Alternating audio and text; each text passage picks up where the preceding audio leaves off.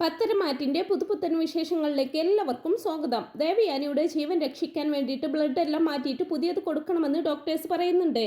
അപ്പോൾ തന്നെ നയൻ പറയുന്നുണ്ട്, അമ്മയ്ക്ക് വേണ്ടിയിട്ട് ഞാൻ ബ്ലഡ് കൊടുക്കാം ആദർശേട്ടാ, എന്റെയും അമ്മയുടെയും ഒരേ ബ്ലഡ് ഗ്രൂപ്പ് ആണല്ലോ എന്നൊക്കെ പറഞ്ഞുകൊണ്ട് നയന് ദേവയാനിക്ക് ബ്ലഡ് കൊടുക്കാൻ തയ്യാറാവുന്നുണ്ട്. അങ്ങനെ ദേവയാനി ഏറ്റവും കൂടുതൽ വെറുത്തിരുന്ന നയന് തന്നെയാണ് കേട്ടോ ദേവയാനിയുടെ ജീവൻ രക്ഷിക്കാൻ വേണ്ടി ബ്ലഡ് കൊടുക്കുന്നത്. അങ്ങനെ നയന തന്റെ ജീവൻ കൊടുത്തു എന്ന് പറയുന്നത് പോലെ ബ്ലഡ് എല്ലാം കൊടുത്ത് ദേവയാനിയെ തിരികെ ജീവിതത്തിലേക്ക് കൈപിടിച്ച് കയറ്റുന്നുണ്ട്. പക്ഷേ താൻ ഏറ്റവും കൂടുതൽ വെറുത്തിരുന്ന നയനയിലൂടെയാണ് തനിക്ക് പുതുജീവൻ വെച്ചത് എന്നൊന്നും ദേവയാനി അപ്പോൾ അറിയുന്നില്ല കേട്ടോ. അങ്ങനെ ഒരു വിധത്തിലൊക്കെ ദേവയാനിക്ക് ഭേദമാകുന്നുണ്ട്. പക്ഷേ ദേവയാനി എഴുന്നേറ്റ് നടക്കണമെങ്കിൽ 45 ദിവസമെങ്കിലും പിടിക്കുമെന്ന് ഡോക്ടേഴ്സ് പറയും. പിന്നീട് അങ്ങനെ ദേവയാനിയെ ഡിസ്ചാർജ് ചെയ്ത് വീട്ടിലേക്ക് കൊണ്ടുവന്നതിന് ശേഷം, അതായത് അനന്തപുരിയിലേക്ക് കൊണ്ടുവന്നതിന് ശേഷം രേവതിയും വേണുവും അനാമികയും വന്നിട്ട് അവരോട് സഹതാപമൊക്കെ പ്രകടിപ്പിക്കും. എന്നാൽ മുത്തശ്ശൻ ജയനോടായിട്ട് പോലീസിൽ അറിയിക്കുന്ന കാര്യം എന്താ എന്നൊക്കെ ചോദിക്കുന്ന സമയത്ത് തന്നെ ജയൻ പറയുന്നുണ്ട്, അത് പിന്നെ നമ്മുടെ വീടിനകത്ത് നടന്ന ഇങ്ങനെ ഒരു കാര്യം പുറം ലോകം അറിയാതിരിക്കുന്നതല്ലേ അച്ഛാ നല്ലത്. ഈ പ്രശ്നം എന്തായാലും ഇവിടെ തന്നെ ഒതുക്കി തീർക്കുന്നതല്ലേ നല്ലത്. ഇതിന് പിന്നിലുള്ളവർ ആരാണെന്ന് നമുക്ക് തന്നെ കണ്ടുപിടിക്കാമെന്നൊക്കെ പറയുകയാണ് കേട്ടോ ജയൻ. എന്നാൽ ജയൻ ഇങ്ങനെയെല്ലാം പറയുന്നത് കേൾക്കുമ്പോൾ അനാമികയ്ക്കും രേവതിക്കുമൊക്കെ തൽക്കാലത്തേക്ക് ഒരു ആശ്വാസമാകുന്നുണ്ട്. രേവതി പറയുന്നുണ്ട്, തൽക്കാലത്തേക്ക് നമ്മൾ രക്ഷപ്പെട്ടു മോളെ, ഈ കേസ് എങ്ങാനും പുറത്തു പോയാൽ നമ്മൾ അകത്തായേനെന്നൊക്കെ പറയുന്നുണ്ട്. അതെ അമ്മേ, രക്ഷപ്പെട്ടു എന്ന് പറഞ്ഞാൽ മതിയല്ലോ. ഏതായാലും നമ്മളെ സപ്പോർട്ട് ചെയ്യാൻ ഇപ്പൊ ഈ വീട്ടിൽ ആരുമില്ലല്ലോ. ഭൂരിപക്ഷം ആൾക്കാരും ആ നയനയല്ലേ സപ്പോർട്ട് ചെയ്യുന്നത്. ഇപ്പോൾ ഭാഗ്യം കൊണ്ട് മാത്രമാണ് നമ്മൾ രക്ഷപ്പെട്ടതെന്നൊക്കെ പറയുകയാണ് അനാമിക. ആ സമയം നവ്യ ഇങ്ങനെ ചിന്തിക്കുന്നുണ്ട്, ഏതായാലും ഇക്കാര്യം ഇത്രത്തോളമായ സ്ഥിതിക്ക് എന്റെ വീട്ടിൽ അറിയിക്കാതിരിക്കാൻ പറ്റില്ല. ഇപ്പോൾ തന്നെ അമ്മയെ വിളിച്ച് അറിയിച്ചേക്കാം. എന്നിട്ട് വേഗം തന്നെ അനന്തപുരിയിൽ നടന്ന സംഭവങ്ങളെല്ലാം കനകയെ വിളിച്ച് അറിയിക്കുന്നുണ്ട് നവ്യ. എന്നാൽ ഇത് കേൾക്കുന്ന സമയത്ത് കനകദുർഗയ്ക്ക് ഭയങ്കരമായിട്ട് അങ്ങ് ഷോക്കാവുന്നുണ്ട്. അങ്ങനെ ദേവയാനിയെ കാണാനായിട്ട് കനകയും ഗോവിന്ദനും നന്ദുവും കൂടി അനന്തപുരിയിൽ എത്തുന്നുണ്ട്. എന്നാൽ അവരുടെ കൂടെ വരുന്ന നന്ദുവിനെ കാണുന്ന സമയത്ത് അനാമികയ്ക്ക് ഒട്ടും തന്നെ സഹിക്കാൻ പറ്റുന്നില്ല കേട്ടോ. അനാമിക കല്ലി തുള്ളിക്കൊണ്ട് നന്ദുവിന്റെ അടുത്തേക്ക് വന്നിട്ട് പറയുന്നുണ്ട്, എടി ഈ വീട്ടിൽ കയറാൻ നിനക്ക് എങ്ങനെ ധൈര്യം വന്നു? നിന്നെ പഠിച്ചവിട്ടാൻ ഞാൻ അനുവദിക്കില്ലടി. നീ എന്റെ ഭർത്താവിനെ കാണാനല്ലടി ഇങ്ങോട്ട് വന്നിരിക്കുന്നത്. നിൽക്കടി അവിടെ, നീ എവിടേക്ക് കയറി പോകുന്നതെന്നൊക്കെ പറഞ്ഞ് നന്ദുവിനെ തടിയാണ് കേട്ടോ അനാമിക. അത് കേട്ടുകൊണ്ട് തന്നെ കനകദുർഗ പറയുന്നുണ്ട്, അനാമിക മോളെ, നീ എന്റെ നന്ദൂട്ടനെ തെറ്റിദ്ധരിച്ചിരിക്കുകയാണ്. നന്ദൂട്ടൻ അനിയെ കാണാൻ വന്നതൊന്നുമല്ല, ഞങ്ങൾ ആദർശ് മോന്റെ അമ്മയെ കാണാൻ വേണ്ടി വന്നിരിക്കുകയാണ്. അവരെ കണ്ടപാടെ നന്ദൂട്ടൻ തിരിച്ചു പോയിക്കോളും, മോൾ അവളെ വിട്ടേക്കെന്നൊക്കെ പറയുകയാണ് കേട്ടോ അനാമികയോടായിട്ട്. പക്ഷെ കനകദുർഗ എത്രയൊക്കെ പറഞ്ഞിട്ടും നന്ദുവിനെ അകത്തേക്ക് കയറ്റി വിടാൻ അനാമികയും അവളുടെ അമ്മയും സമ്മതിക്കുന്നില്ല കേട്ടോ. അതേസമയം അത് കണ്ടുകൊണ്ട് അവിടേക്ക് വരുന്ന നവ്യ ചോദിക്കുന്നുണ്ട്, എന്താ അമ്മയെ പ്രശ്നം? നിങ്ങൾ എന്താ അവിടെ തന്നെ നിൽക്കുന്നതെന്നൊക്കെ. നിങ്ങൾ ഇങ്ങനെ അവിടെ തന്നെ കുറ്റിയടിച്ച് നിൽക്കാതെ ഇങ്ങോട്ട് അകത്ത് വാ നന്ദു എന്നൊക്കെ പറഞ്ഞ് വിളിക്കുന്ന സമയത്ത് തന്നെ അതിന് ഇവരെന്നെ അകത്തേക്ക് കയറ്റി വിടുന്നില്ല ചേച്ചി. ഞാൻ ഇവളുടെ ഭർത്താവിനെ കാണാൻ വേണ്ടി വന്നിരിക്കുകയാണെന്നും പറഞ്ഞാണ് ഇവൾ എന്നെ തടഞ്ഞു വെച്ചിരിക്കുന്നത്. ഇവിടെ കയറാൻ ഇവളുടെ അനുവാദം വേണം എന്നാണെങ്കിൽ ഞങ്ങൾ തിരിച്ചു പോയേക്കാമെന്നൊക്കെ പറഞ്ഞുകൊണ്ട് നിൽക്കുകയാണ് കേട്ടോ നന്ദു. ആ സമയത്ത് തന്നെ നവ്യ പറയുന്നുണ്ട്, ഇവൾ പറയുന്നതൊന്നും മോൾ കാര്യമാക്കാൻ നിൽക്കണ്ട. എടി അനാമികെ, നിനക്കിത് എന്തിന്റെ കേടാ? നിനക്ക് നിന്റെ അമ്മയെ ഇവിടെ താമസിപ്പിക്കാമെങ്കിൽ ഞങ്ങൾക്ക് ഞങ്ങളുടെ അമ്മയെയും അനിയത്തെയും എത്ര കാലം വേണമെങ്കിലും ഇവിടെ താമസിപ്പിക്കാം. അല്ല, ഇവരെ എതിർക്കാൻ നീ ആരാടി? ഇനി എന്തായാലും ഇവരിവിടെ വന്ന സ്ഥിതിക്ക് ഇവിടെ കുറച്ച് ദിവസം താമസിച്ചിട്ടേ പോകുന്നുള്ളൂ എന്നെല്ലാം നവ്യ അനാമികയുടെ മുഖത്തടിച്ചതുപോലെ സംസാരിക്കുമ്പോൾ അനാമികയാണെങ്കിൽ പറയുന്നത്, നീ വേണമെങ്കിൽ നിന്റെ അച്ഛനെയും അമ്മയെയും എത്ര കാലം വേണമെങ്കിലും ഇവിടെ താമസിപ്പിച്ചോ, അതിലൊന്നും എനിക്ക് ഒരു പ്രശ്നവുമില്ല. പക്ഷെ ഇവളുണ്ടല്ലോ, ഈ നന്ദു എന്ന് പറയുന്ന ആണും പെണ്ണും കട്ടവൾ, ഇവൾ ഒരു നിമിഷം പോലും ഇവിടെ നിൽക്കരുതെന്നൊക്കെ പറയുകയാണ് കേട്ടോ അനാമിക.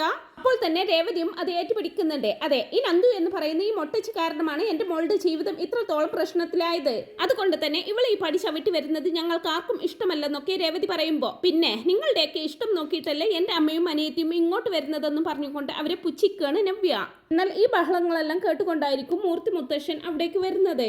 രേവതിയുടെ ഇങ്ങനെയുള്ള സംസാരം കേൾക്കുന്ന മൂർത്തി മുത്തശ്ശനും ഭയങ്കരമായിട്ട് അങ്ങ് ദേഷ്യം വരുന്നുണ്ട്. മുത്തശ്ശൻ ഉടനെ തന്നെ പറയുന്നുണ്ട്, ഇവിടുത്തെ ഇങ്ങനെയുള്ള കാര്യങ്ങളൊക്കെ തീരുമാനിക്കാൻ അനാമികയുടെ അമ്മയ്ക്കാരും അവകാശം പതിച്ചു തന്നിട്ടില്ല. ഇവിടെ ആരൊക്കെ വരണം വരണ്ട എന്ന് തീരുമാനിക്കേണ്ടതും അനാമികയുടെ അമ്മയല്ല. ഈ അനന്തപുരി തറവാട് ഇപ്പോഴും എന്റെ പേരിലാണെന്നാണ് എന്റെ വിശ്വാസം. ഈ വീട്ടിൽ ആരൊക്കെ വരണം, ആരൊക്കെ നിലനിൽക്കണം, ആരൊക്കെ പോകണം എന്നൊക്കെ തീരുമാനിക്കുന്നത് ഈ മൂർത്തിയാണ്. അതിന് ആർക്കെങ്കിലും എതിർപ്പുണ്ടെങ്കിൽ അവർക്ക് ഇപ്പോൾ തന്നെ ഈ വീട്ടിൽ നിന്നും ഇറങ്ങാം. അനഘയും ഗോവിന്ദനും ഇതപ്പോൾ വന്ന കാലിൽ തന്നെ നിൽക്കാതെ അകത്തേക്ക് കയറിയിരിക്കെ ദേവയാനി അകത്തുണ്ടെന്നൊക്കെ പറയുകയാണ് കേട്ടോ മുത്തശ്ശൻ. നിങ്ങളെയൊന്നും ആരും ഇവിടെ തടയാൻ പോകുന്നില്ല എന്നൊക്കെ പറയുന്ന സമയത്ത് തന്നെ ദേവയാനിയെ കാണാനായിട്ട് കനകയും ഗോവിന്ദനും നന്ദുവും കൂടി അകത്തേക്ക് കയറുന്നുണ്ട്. അവരുടെ മുമ്പിൽ വെച്ച് തങ്ങളെ അപമാനിച്ചതിൽ ദേഷ്യം വരുന്ന രേവതിയും അനാമികയും മുത്തശ്ശനെ തുറച്ചു നോക്കിക്കൊണ്ട് അവിടെ നിന്നങ്ങ് പോവും. ദേഷ്യത്താൽ കലി കയറിയ അനാമിക നേരെ അനിയുടെ അടുത്തേക്ക് ചെന്നിട്ട്, ദേ അനി, നിന്റെ കാമുകി ദേ താഴെ വന്നിട്ടുണ്ട്. നീ ഏതായാലും അവളെ കാണാനൊന്നും പോകണ്ട. നീ അവളെ കാണുന്നത് എനിക്ക് ഇഷ്ടമല്ലെന്നൊക്കെ പറയുന്ന സമയത്ത് തന്നെ, ആഹാ നന്ദു വന്നിട്ടുണ്ടോ? ദേ അനാമികെ, നീ ചുമ്മാ വെറുതെ ഓരോ കാര്യങ്ങളൊക്കെ പറഞ്ഞ് എന്നെ വെറുതെ ദേഷ്യം പിടിപ്പിക്കണ്ട. നന്ദു എന്റെ വെറും ഫ്രണ്ട് മാത്രമാണ്. അതുകൊണ്ട് തന്നെ ഞാൻ അവളെ കാണുകയും ചെയ്യും, സംസാരിക്കുകയും ചെയ്യും. അതുകൊണ്ട് തന്നെ അക്കാര്യത്തിൽ നീ എന്നെ തടയാനൊന്നും നോക്കണ്ടെന്നൊക്കെ പറയുന്ന സമയത്ത് തന്നെ ഭയങ്കരമായിട്ട് ദേഷ്യം വരുന്നുണ്ട് കേട്ടോ അനാമികയ്ക്ക്. അനാമിക അതേ ദേഷ്യത്തോടെ തന്നെ അനിയോടായിട്ട് ചോദിക്കുന്നുണ്ട്, നിനക്കെന്താടാ പറഞ്ഞാൽ മനസ്സിലാവില്ലേ? നീ ഇപ്പോൾ അവളെ കാണാൻ പോവണ്ട എന്ന് പറഞ്ഞാൽ പോവണ്ട, ഞാൻ നിന്നെ വിടില്ലെന്നൊക്കെ പറഞ്ഞ് അനിയെ അവിടെ തടഞ്ഞു നിർത്തുകയാണ് കേട്ടോ അവള്. ആ സമയത്ത് അനിക്കാണെങ്കിലും ദേഷ്യം വരുന്നുണ്ട്. ആഹാ, നീ എന്നെ തടഞ്ഞു നിർത്താൻ മാത്രമായോ? എങ്കിൽ അതൊന്ന് കാണണമല്ലോ. ഞാൻ നന്ദുവിനെ കാണണമെന്ന് വിചാരിച്ചിട്ടുണ്ടെങ്കിൽ കണ്ടിരിക്കുമെന്നും പറഞ്ഞുകൊണ്ട് അനാമികയെ തട്ടിമാറ്റി താഴേക്കിറങ്ങി പോവാണ് കേട്ടോ അനി. അന്നേരം ദേഷ്യം കൊണ്ട് കണ്ണു കാണാതായ അനാമിക വേഗം തന്നെ രേവതിയുടെ അടുത്തേക്ക് ചെന്ന് കാര്യം പറയുന്നുണ്ട്. അമ്മേ, ഞാൻ തടഞ്ഞിട്ടും അവൻ അവളെ കാണാൻ പോയി അമ്മേ. അവൻ ആ നന്ദുവിനെ കാണാൻ താഴേക്ക് പോയിട്ടുണ്ട് എന്നൊക്കെ പറയുന്ന സമയത്ത് തന്നെ രേവതിയും ദേഷ്യത്തോടെ പറയുന്നുണ്ട്, ഇത് വല്ലാത്തൊരു അവസ്ഥയായി പോയല്ലോ മോളെ. ഇവിടുത്തെ 2 മരുമക്കളെ എങ്ങനെയെങ്കിലും ഇവിടെ നിന്ന് തുരത്തി ഓടിക്കാമെന്ന് കരുതുമ്പോൾ മൂന്നാമത് ഒരുത്തി കൂടി ഇങ്ങോട്ട് കയറി വന്നിരിക്കുന്നു. അപ്പോൾ തന്നെ അനാമികയും പറയുന്നുണ്ട്, ഇനി ഇവളുമാരൊക്കെ കാരണം എന്റെ ജീവിതം എന്തായി തീരുമോ എന്തോ. ഇവളുമാരെയൊക്കെ എത്രയും പെട്ടെന്ന് തന്നെ ഇവിടെ നിന്ന് തുരത്തി ഓടിക്കണമെന്നൊക്കെ പറഞ്ഞിങ്ങനെ സങ്കടത്തോടെ നിൽക്കുകയാണ് കേട്ടോ അനാമിക. എന്നാൽ ഇതേ സമയം നയന വളരെയധികം ആത്മാർത്ഥതയോടുകൂടിയും സ്നേഹത്തോടു കൂടിയും ദേവയാനിയെ പരിചരിക്കുന്നത് കാണുന്ന ആദർശിനെ നയനയോടുള്ള സ്നേഹം ഇരട്ടിയാകുന്നുണ്ട്. പിന്നീട് അങ്ങനെ ഡോക്ടർ വന്നിട്ട് ദേവയാനിയെ ചെക്കപ്പ് ചെയ്തതിന് ശേഷം പറയുന്നുണ്ട്, ദേവയാനിക്ക് നല്ല ഇംപ്രൂവ്മെന്റ് ഉണ്ട്. നയനയുടെ പരിചരണവും സ്നേഹവും കൊണ്ടൊന്ന് മാത്രമാണ് ദേവയാനിക്ക് ഇത്രയും പെട്ടെന്ന് ഇങ്ങനെ ഒരു ഇംപ്രൂവ്മെന്റ് ഉണ്ടാവാൻ കാരണം. ഡോക്ടർ അങ്ങനെയല്ല പറയുന്നത് കേൾക്കുമ്പോൾ ആദർശും മുത്തശ്ശനും ജയനുമെല്ലാം നയനയെ അഭിനന്ദിക്കുന്നുണ്ട്. എന്നാൽ ഇതെല്ലാം കേട്ട് മുഖം തിരിച്ചു നിൽക്കുകയായിരിക്കട്ടോ രേവതിയും അനാമികയും ഒക്കെ. പിന്നീട് അങ്ങനെ ഡോക്ടറും ബാക്കിയുള്ളവരുമൊക്കെ ദേവയാനിയുടെ അടുത്ത് നിന്ന് പോകുന്ന സമയത്ത് ദേവയാനി ഇങ്ങനെ മയങ്ങിക്കിടക്കായിരിക്കും. ആ സമയത്ത് അനാമിക രേവതിയോടായിട്ട് ചോദിക്കുന്നുണ്ട്, അമ്മേ, നമ്മളാണ് ഇത് ചെയ്തതെന്ന് ആർക്കെങ്കിലും മനസ്സിലായിട്ടുണ്ടാവുമോ? അവരെങ്ങാനും അത് കണ്ടുപിടിച്ചാലോ എന്നൊക്കെ പറയുന്ന സമയത്ത് തന്നെ രേവതി പറയുന്നുണ്ട്, മോളെ നീ ഒന്ന് പതുക്കെ പറ. ദേവേച്ചി അത് കേട്ടാൽ പിന്നെ അത് മതിയാവുമെന്നൊക്കെ ഇങ്ങനെ പറയുകയാണ് കേട്ടോ. ദേവയാനി മരുന്നിന്റെ ക്ഷീണത്തിൽ മയങ്ങിക്കിടക്കുകയാണ് എന്നൊരു ഉറപ്പിലായിരിക്കും അനാമിക ഇതെല്ലാം പറഞ്ഞിരിക്കുക. പക്ഷേ ദേവയാനി അതെല്ലാം കേൾക്കുന്നുണ്ട്. അനാമികയുടെ വായിൽ നിന്ന് തന്നെ സത്യം തിരിച്ചറിഞ്ഞ ദേവയാനി ആകെ നടുങ്ങി വിറച്ചു പോവുകയാണ്. അനാമികയാണെങ്കിൽ വീണ്ടും പറയുന്നത്, വല്യമ്മ കേട്ടെന്ന് കരുതി വലിയ കുഴപ്പമൊന്നും ഉണ്ടാവില്ല അമ്മേ. ഇവർക്ക് അനങ്ങാൻ പോലും കഴിയുന്നില്ലല്ലോ ഇപ്പോ. പോരാത്തതിന് മരുന്നിന്റെ ക്ഷീണത്തിൽ മയങ്ങിക്കിടക്കുകയാണ്. നമ്മൾ പറയുന്നതൊന്നും ഇവർ കേട്ടിട്ടുണ്ടാവില്ല. ഇനി കേട്ടാൽ തന്നെ അവർക്ക് ഇതൊന്നും മനസ്സിലാകാനും പോകുന്നില്ല. അമ്മ ടെൻഷൻ അടിക്കേണ്ടെന്നൊക്കെ പറയുകയാണ് കേട്ടോ അനാമിക. എന്നാൽ ഇവർ പറയുന്നതെല്ലാം കേട്ട് കാര്യങ്ങളെല്ലാം മനസ്സിലാക്കിക്കൊണ്ട് തന്നെ ദേവയാനി അവിടെ കിടക്കുകയാണ്. തൻ മകളെ പോലെ സ്നേഹിച്ച അനാമിക തന്നെയാണ് തന്റെ ഈ അവസ്ഥയ്ക്ക് കാരണമെന്ന് മനസ്സിലാക്കുന്ന ദേവയാനി ഉള്ളിന്റെ ഉള്ളിൽ പൊട്ടിക്കരയാണ്. അങ്ങനെ ദേവയാനിയുടെ കണ്ണിൽ നിന്നൊക്കെ ഇങ്ങനെ കണ്ണുനീര് ഒഴുകുകയാണ്. രേവതിയാണെങ്കിൽ വീണ്ടും അനാമികയ്ക്ക് പറഞ്ഞു കൊടുക്കുന്നത്, ദേവേച്ചി പഴയതുപോലെ ആയാൽ ആ പാലിൽ പൊടി ചേർത്ത് ഇവർക്ക് കൊടുത്തത് നയനയാണെന്ന് ഇവരെ പറഞ്ഞു വിശ്വസിപ്പിക്കണം. പിന്നെ ദേവേച്ചിയുടെ ജീവൻ രക്ഷിക്കാൻ വേണ്ടി ബ്ലഡ് കൊടുത്തതും മറ്റുള്ള കാര്യങ്ങളെല്ലാം ചെയ്തു കൊടുത്തതും മോളാണെന്ന് പറഞ്ഞു വിശ്വസിപ്പിക്കണം. അങ്ങനെയായാൽ ഇവരെങ്ങാനും ജീവിതത്തിലേക്ക് തിരിച്ചു വരികയാണെങ്കിൽ ഇവർക്ക് മോളോടുള്ള സ്നേഹം വീണ്ടും കൂടുമല്ലോ. എന്നിട്ട് ഇവർ ഈ കിടപ്പിൽ നിന്നും എഴുന്നേൽക്കുന്ന സമയത്ത് ഇവർ തന്നെ നയനയെ പിടിച്ചു പുറത്താക്കിക്കൊള്ളും. എന്റെ അനാമിക മോള് കാരണമാണ് ദേവേച്ചി പെട്ടെന്ന് തന്നെ ബെഡിൽ നിന്നും എഴുന്നേൽക്കാൻ കാരണമായത് എന്നൊക്കെ ഞാൻ ഇവരോട് തട്ടിവിട്ടോളാം. എന്നാൽ ഇവരുടെ ഈ സംസാരമെല്ലാം ദേവയാനി കേൾക്കുന്നുണ്ട് എന്നുള്ള കാര്യം ആ മന്ദബുദ്ധികൾ അറിയുന്നില്ല. ദേവയാനിയാണെങ്കിലും തന്നെല്ലാം അറിഞ്ഞു എന്നൊന്നും പുറത്ത് കാണിക്കുന്നുമില്ല. എന്നിട്ട് അവരിങ്ങനെ ദേവയാനിയെ പുച്ഛഭാവത്തോടെ നോക്കിക്കൊണ്ട് പറയുന്നുണ്ട്, പാവം എന്തൊരു കിടപ്പായത്, ഇതൊന്നും കേൾക്കാനും അറിയാനും ഇവർക്ക് കഴിയുന്നില്ലല്ലോ. ഇപ്പൊ ഇവർക്ക് എല്ലാ ബോധവും നഷ്ടപ്പെട്ടേക്കുന്നു. വാ അമ്മേ, നമുക്ക് പോകാമെന്നും പറഞ്ഞുകൊണ്ട് അനാമിക അമ്മയെയും കൂട്ടി അവിടെ നിന്നങ്ങ് പോവും. അനാമികയും രേവതിയും റൂമിൽ നിന്നങ്ങ് പുറത്തു പോയതിനു ശേഷം എല്ലാം കേട്ട് മനസ്സിലാക്കിയ ദേവയാനി ഒന്നിനും കഴിയാതെ ഹൃദയം പൊട്ടി അവിടെ കരയാണ് കേട്ടോ ചെയ്യുന്നത്. പിന്നീട് അങ്ങനെ 41 ദിവസത്തെ വ്രതം പൂർത്തിയാക്കി ആദർശും അനിയന്മാരും അച്ഛനും ഒക്കെ മല ചുവട്ടാൻ പോവാനായിട്ട് റെഡിയായിട്ട് നിൽക്കണേ. ആ സമയത്ത് നയന വന്നിട്ട് പറയുന്നുണ്ട്, ആദർശേട്ടൻ പ്രാർത്ഥനയോടെ മല ചവിട്ടി തിരിച്ചു വാ. നിങ്ങൾ പോയിട്ട് തിരിച്ചെത്തുമ്പോഴേക്കും അമ്മ പഴയ അവസ്ഥയിൽ എത്തിയിട്ടുണ്ടാകും. ഞാൻ എപ്പോഴും അമ്മയുടെ കൂടെ തന്നെ ഉണ്ടാകും. ആദർശേട്ടൻ സന്തോഷമായിട്ട് പോയിട്ട് വാ എന്നൊക്കെ പറയുന്നുണ്ട്. അങ്ങനെ ആദർശും ബാക്കിയുള്ളവരും സന്തോഷത്തോടു കൂടി തന്നെ മല ചവിട്ടാനായിട്ട് പോവാണ്. അതേസമയം അനാമികയാണെങ്കിൽ ഇങ്ങനെ മനസ്സിൽ പറയുന്നത്, പിന്നെ വല്യമ്മയൊന്ന് ജീവിതത്തിലേക്ക് തിരിച്ചു വന്നോട്ടെ, പിന്നെ നിന്നെ ഇവിടെ നിന്ന് പുറത്താക്കുകയാണ് ആദ്യം ചെയ്യുന്നത്. നീ ചെയ്തതെല്ലാം വെള്ളത്തിൽ വരയിട്ട പോലെയാകും. നീ ചെയ്തതെല്ലാം വെറുതെ ആയി പോകും. വല്യമ്മയ്ക്ക് ബ്ലഡ് കൊടുത്തതും പരിചരിച്ചതുമൊക്കെ ഞാനാണെന്നും നീയാണ് അവർക്ക് പാലിൽ വിഷം കലക്കി കൊടുത്തത് എന്നൊക്കെ ഞാൻ അവരെ പറഞ്ഞു വിശ്വസിപ്പിക്കും എന്നൊക്കെ ഇങ്ങനെ മനസ്സിൽ പറയാണ് കേട്ടോ രേവതി. പിന്നീട് കാണിക്കുന്നത് ജയനും ആദർശും അനിയന്മാരും ഒക്കെ മല ചവിട്ടി തിരിച്ചു വരുന്നതാണ്. എന്ന പാടെ ജയൻ പറയുന്നുണ്ട്, മാല ഇട്ടത് കൊണ്ട് മാത്രമാണ് ഈ ഒരു പ്രശ്നം ഞാൻ പോലീസിൽ അറിയിക്കാതിരുന്നത്.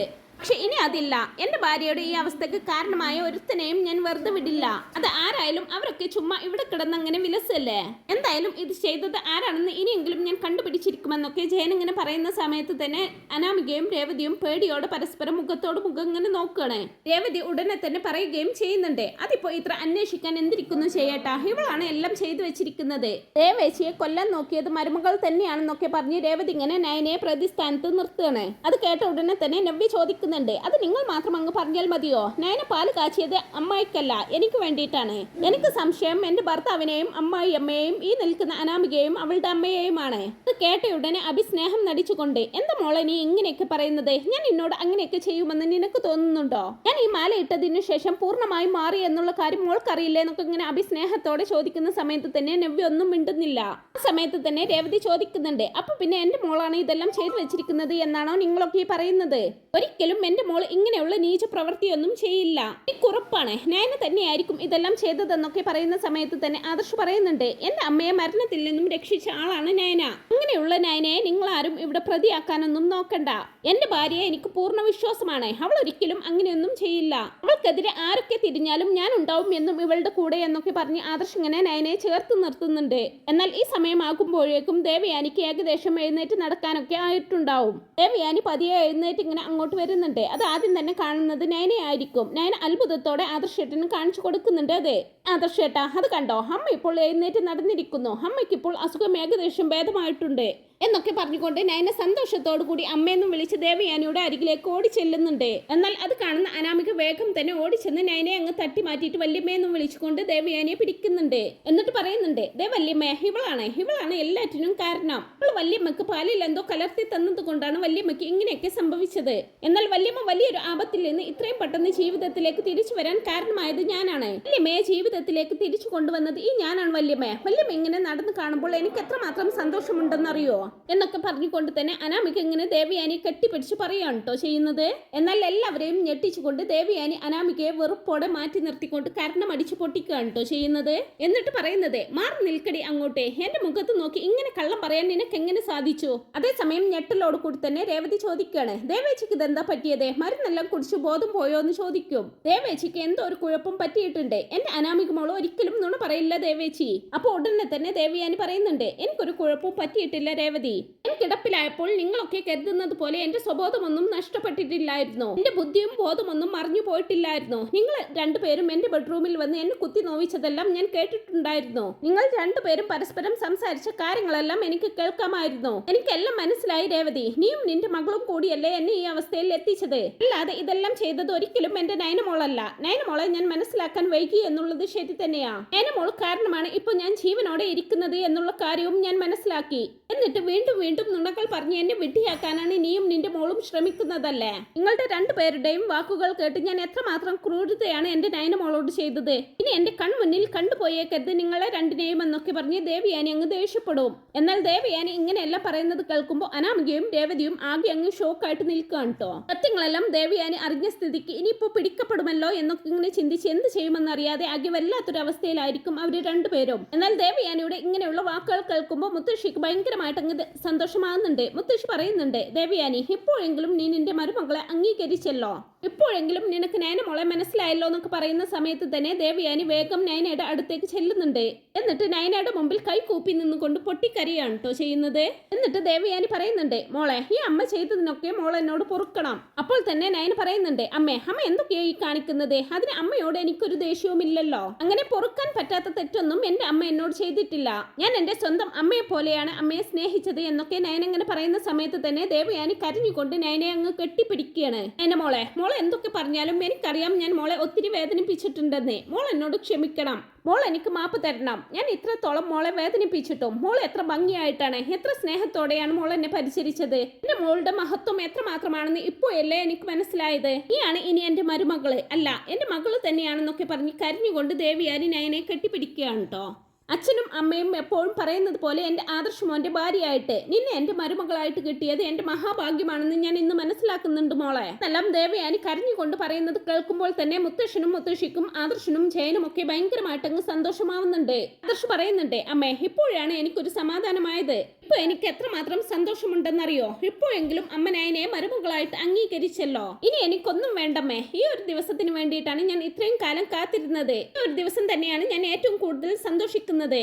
ഏതായാലും സത്യങ്ങളെല്ലാം എന്റെ അമ്മ മനസ്സിലാക്കിയ സ്ഥിതിക്ക് ഇനി നയനെ മോളെ പോലെ അമ്മ സ്നേഹിക്കുമെന്ന് എനിക്ക് നല്ല ഉറപ്പുണ്ട് എന്നെല്ലാം ആദർശം നിറഞ്ഞ സന്തോഷത്തോടു കൂടി പറയാൻ കേട്ടോ. എന്നാൽ ഇതേ സമയം കൈയും കാലും വിറച്ചുകൊണ്ട് രേവതി ഇങ്ങനെ അനാമികയോടായിട്ട് ചോദിക്കുന്നുണ്ട്, ഞാൻ ഇവിടെ നിന്ന് പോയാലോ മോളെ? ഇനിയും ഞാൻ ഇവിടെ നിന്ന് കഴിഞ്ഞാൽ ആ ദേവയാനി എന്നെ പോലീസിനെ കൊണ്ട് പിടിപ്പിക്കുമെന്നാണ് എനിക്ക് തോന്നുന്നത്. അതെല്ലാം കേൾക്കുന്ന അനാമികയ്ക്കും ചെറിയൊരു പേടിയൊക്കെ തോന്നുന്നുണ്ട്. അമ്മ എന്തൊക്കെയായി പറയുന്നത്? അമ്മ എന്നെ ഇവിടെ തനിച്ചാക്കി അമ്മ മാത്രം ഇവിടെ നിന്ന് അങ്ങ് രക്ഷപ്പെടുകയാണോ? അത് നടക്കില്ല അമ്മേ. അമ്മ ഇവിടെ നിന്ന് പോവുകയാണെങ്കിൽ ഞാനും അമ്മയുടെ കൂടെ അങ്ങ് വരുമെന്നൊക്കെ പറയാൻ കേട്ടോ അനാമിക. അപ്പൊ രേവതി പറയുന്നുണ്ട്, അതൊന്നും പറഞ്ഞാൽ പറ്റില്ല മോളെ. മോള് എങ്ങനെയെങ്കിലും ഇവിടെ തന്നെ പിടിച്ചു നിൽക്കണം. ഇവിടെ നിന്നിട്ട് എങ്ങനെയെങ്കിലും കുറച്ചുകൂടി സ്വത്ത് അടിച്ചു മാറ്റണം. എങ്കിലേ നമ്മുടെ പ്ലാനുകളൊക്കെ വിജയിക്കൂ എന്നൊക്കെ പറഞ്ഞ് അനാമികയെ ഒരു വിധത്തിൽ സമാധാനിപ്പിച്ച് രേവതി അവിടെ നിന്ന് പടി ഇറങ്ങി പോവാണ്. ആ സമയത്ത് ഇവിടെ എല്ലാവരുടെയും മുമ്പിൽ താനൊരു കള്ളിയായല്ലോ എന്നൊക്കെ ഇങ്ങനെ ചിന്തിച്ച് പേടിച്ച് വിറച്ച് നിൽക്കുകയാണ് കേട്ടോ അനാമിക. അങ്ങനെ വളരെ രസകരമായിട്ടുള്ള മുഹൂർത്തങ്ങളാണ് ഇനി വരാനായിട്ട് പോകുന്നത്. ഈ ഒരു റിവ്യൂ നിങ്ങൾക്ക് ഇഷ്ടപ്പെടുന്നുണ്ടെങ്കിൽ വീഡിയോ ഒന്ന് ലൈക്ക് ചെയ്യുക, ചാനൽ കൂടി ഒന്ന് സബ്സ്ക്രൈബ് ചെയ്ത് സപ്പോർട്ട് ചെയ്യണേ. Thanks for watching my video.